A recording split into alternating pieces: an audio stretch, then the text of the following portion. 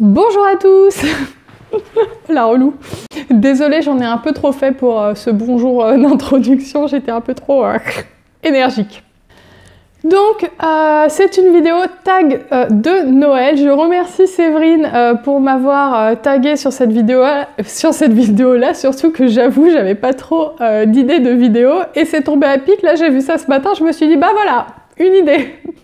Les idées ne viennent même plus de moi, si c'est pas pathétique. Alors, on va répondre ensemble à cette liste de questions. Quand prépares-tu ton sapin? Oui, donc c'est un tag qui a été mis au point par Séverine de la chaîne Mamflore Blog qui a fait une sélection de questions qui l'intéressaient. Donc, quand prépares-tu ton sapin? Alors, moi, je dois être la seule youtubeuse. Youtubeuse, j'aime pas trop dire ce mot, ça fait un peu bizarre, mais je dois être la seule fille sur YouTube qui ne fait pas son sapin de mi-novembre, mais qui le fait seulement 2 semaines avant Noël. En fait, je comprends pas, la fille va se révolter, mais vraiment, je comprends pas ce délire de faire les sapins en novembre. Mais l'ambiance de Noël, ça se respecte. Si on l'a fait 6 mois à l'avance, il n'y a plus l'ambiance de Noël, en fait, ça se préserve. Et les magasins, s'ils mettent toutes les décorations, tout ça, à partir du 1er novembre, maintenant, c'est pas pour rien, c'est une question de marketing, c'est pour vendre plus, parce qu'ils savent que Noël, ça vend plus, en fait. Donc, stoppons ça. Arrêtons de mettre des sapins de Noël au mois de novembre, même des sapins en plastique. Bon, après, il y en a beaucoup qui mettent des sapins en plastique dès le 1er décembre. Bon, à partir du 1er décembre, je peux encore comprendre, puisqu'il y a un mois. Mais moi, je mets mon sapin vers le 15, voire le 19 décembre. Et pourquoi? Ça répond à la question suivante. Votre sapin est-il vrai ou faux? Mais bien sûr qu'il est vrai, mon sapin. Enfin, quand on est à fond dans l'ambiance de Noël, on est à fond dans l'ambiance de Noël. Je vous explique. Aller chercher le sapin, c'est un véritable rituel. Moi, je vais à Truffaut tous les ans. Je passe 1 heure, voire 1 heure et demie pour choisir mon sapin. Je farfouille dans les sapins. Je veux le plus gros, le plus grand, le plus immense. Je ne prends pas des Norman. Donc les sapins Norman, c'est ceux qui ne perdent pas leurs épines. Et justement, c'est pour ça, vu que je prends un épicéa, elle est fouillie cette vidéo, mais vu que je prends un sapin épicéa qui va perdre ses épines en mode buisson ardent au bout d'1 semaine, je suis obligée de le faire 10 jours avant Noël. Déjà, Noël, il va plus très bien le sapin, tu vois. Donc non, je choisis mon propre sapin. Alors, je sais que c'est certainement pas ce qu'il y a de plus écologique, de plus vegan et tout ça, j'avoue. Je me console en me disant que c'est des sapins qui ont été élevés exprès et qui sont replantés tous les ans. Bref, on se trouve les excuses qu'on peut. Mais je veux bien être écolo, mais pas sur le sapin de Noël. Sur autre chose. Après, on va peut-être me parler d'économie, mais alors, si on reste sur l'écologie, le plastique, c'est pas très bon pour la planète non plus, hein, alors que le bois, c'est renouvelable. Et sur l'économique, c'est vrai qu'un sapin, tous les ans, ça coûte cher, mais moi, comme je vous ai dit, j'achète pas les Norman à 70 €. Mon sapin, il me coûte 20 € maximum, donc voilà, ça me ruine pas. Mais bon, j'ai conscience que ces sapins en plastique version sapin naturel en bois, c'est quelque chose de très polémique sur YouTube. Je vous prierai de ne pas vous embrouiller dans les commentaires. Je rigole.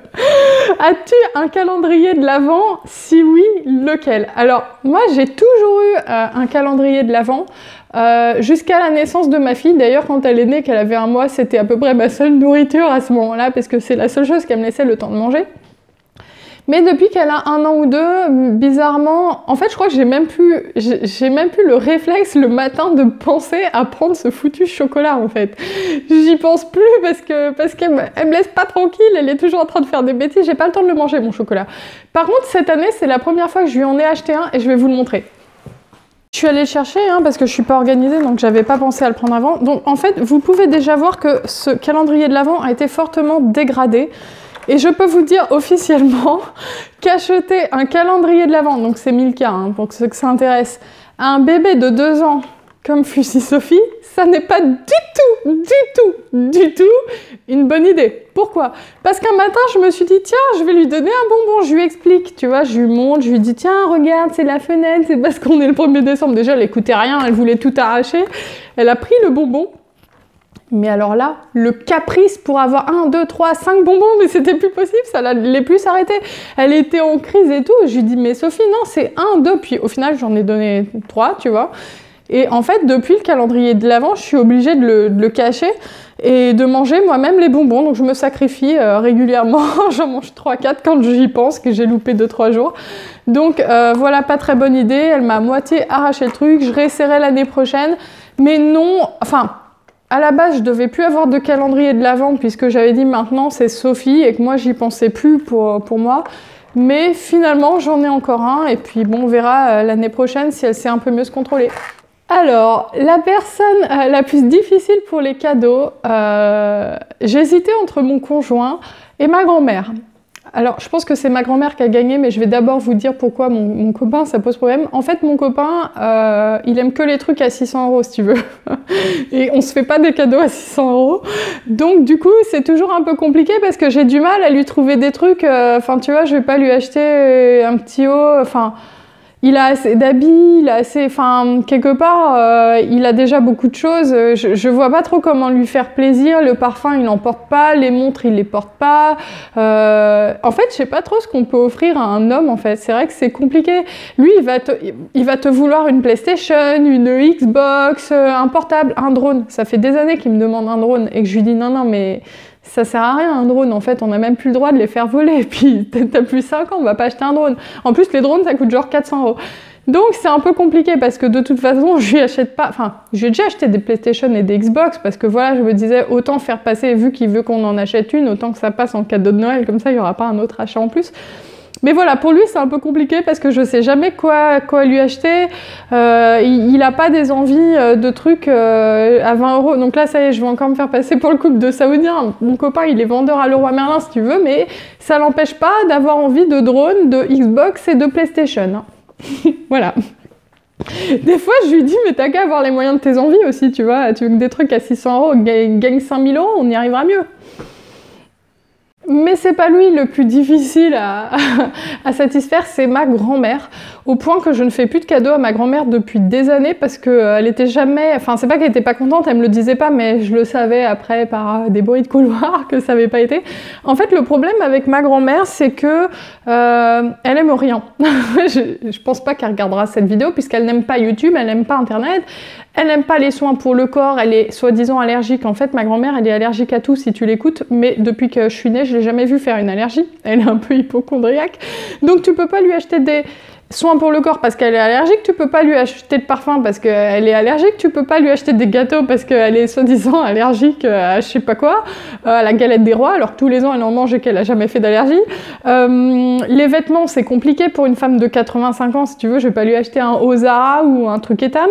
Les pyjamas, ça lui va pas parce que forcément, moi je vais prendre les pyjamas chez Etam, c'est un peu trop jeune pour elle. Donc des fois, une fois, on lui avait acheté un vêtement chez Damar et elle trouvait que ça faisait trop mémé, mais genre...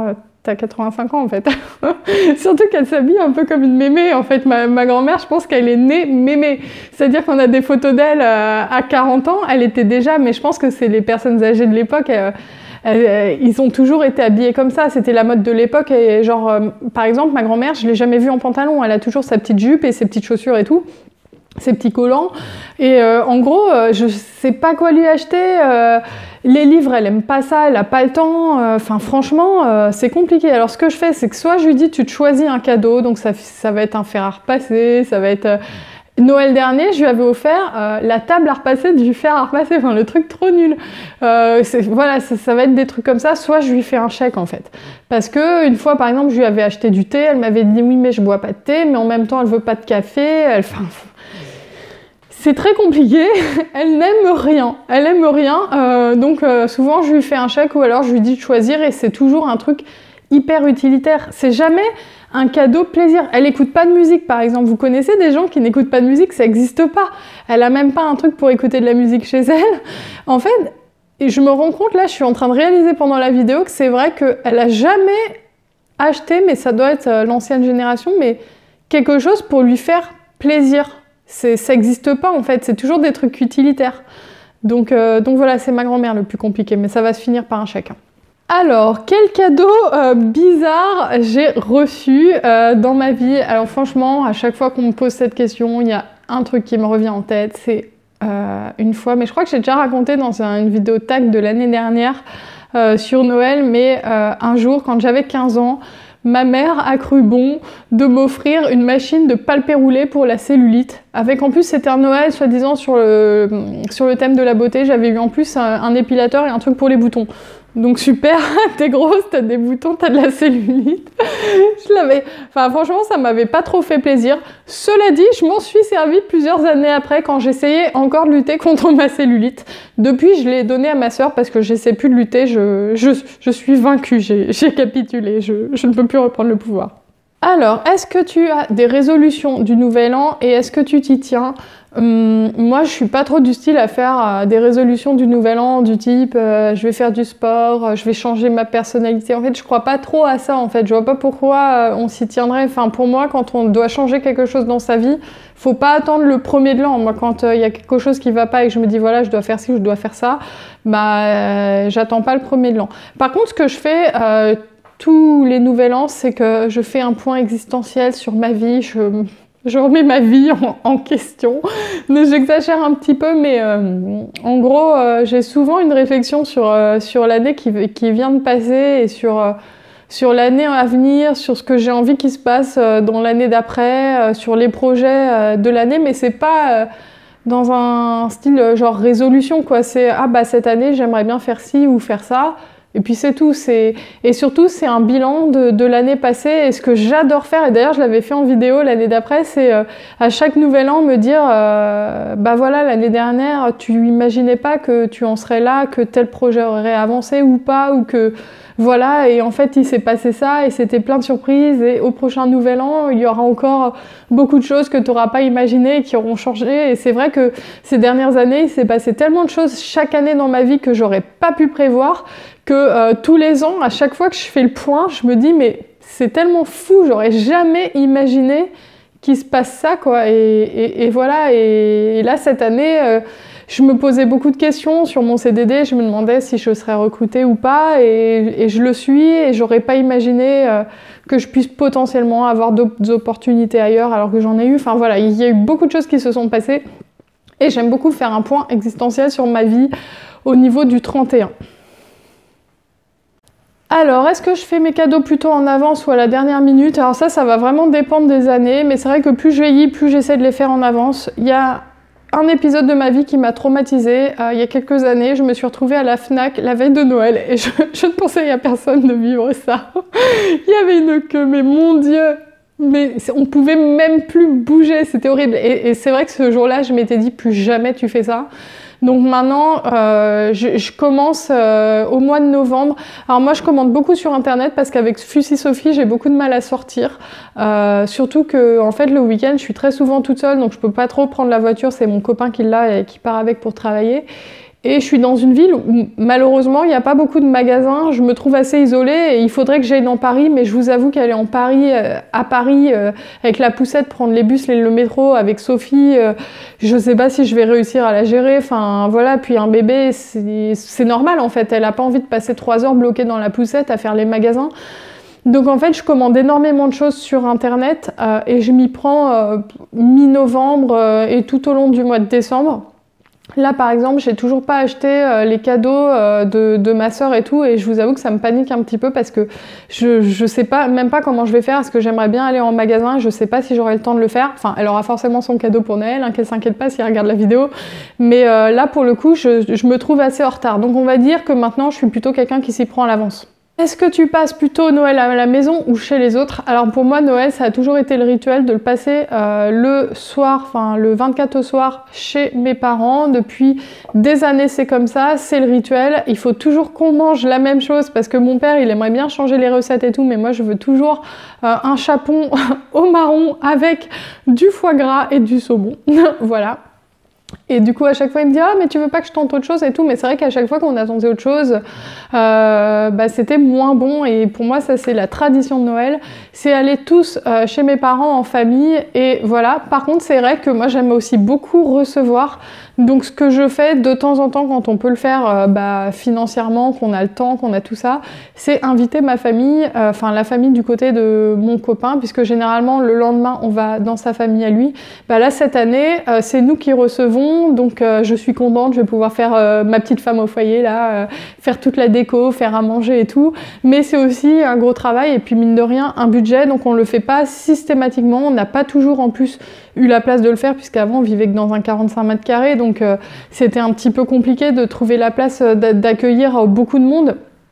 Mais j'essaie de plus en plus de le faire parce que j'ai envie que Sophie ait des souvenirs à la maison aussi avec la famille. C'est important pour moi en fait qu'on puisse aussi avoir des traditions chez nous et pas que chez les grands-parents. En fait. Qu'est-ce que tu aimes à Noël? Tout. Moi, Noël, c'est ma période préférée de l'année. En fait, pour moi, Noël, c'est pas le 24 ou le 25, c'est toute la période de Noël. Ma mère et mon père ont toujours fait en sorte qu'on ait des Noëls merveilleux avec ma sœur depuis qu'on est petite et même jusqu'à l'âge adulte. Ma mère, elle a toujours tout décoré, il y avait des rituels, etc. Enfin, c'était vraiment magique les Noëls qu'on a eus. Donc, ce que j'aime, c'est continuer à vivre ça tous les ans. Et ce que j'aime maintenant, c'est essayer de construire ça en fait pour Sophie, faire en sorte de lui transmettre cette magie de Noël, parce que moi je connais des gens, et d'ailleurs j'ai remarqué que c'est souvent des gens qui ont eu des problèmes un peu dans leur famille et tout, enfin des difficultés avec leur famille. Il y a des gens qui aiment pas Noël et je trouve ça tellement triste en fait, parce que c'est tellement magique, et donc moi j'essaie vraiment de transmettre ça à Sophie. Donc ce que j'aime, c'est aussi les moments qu'on passe en famille tous ensemble. Moi je commence à avoir des grands-parents qui sont assez âgés, donc je pourrais pas dire si dans 10 ans ils seront encore là, donc il faut en profiter, il faut profiter de tout ça. Et c'est le plus important à Noël, bien sûr, on adore hein, recevoir des cadeaux, échanger, c'est toujours un beau moment, mais ça reste le plus important et c'est ce que j'apprécie, en plus du fait de décorer tout mon appartement avec des objets super kitsch, et que ça passe sans problème. Bon, je crois que mon chat en a un petit peu marre que je parle toute seule face à ma caméra. Si vous trouvez très joli, n'hésitez pas à liker et je vous dis à bientôt pour une prochaine vidéo.